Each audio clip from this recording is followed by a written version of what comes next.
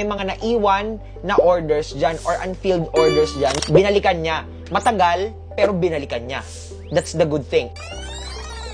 Guys, familiar na ba kayo sa powerful strategy ng supply and demand? This is really different from support and resistance. Kasi si supply and demand, mas precise na movement or area siya ni market kung saan mas mataas yung chance na balikan talaga siya.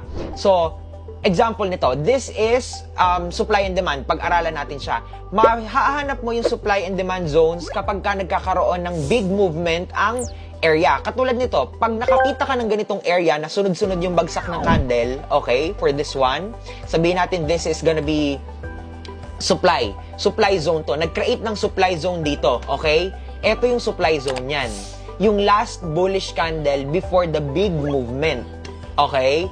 Ngayon, yan yung magiging area mo. Halimbawa, sabihin natin hindi pa nangyayari to. Ito yung pinaka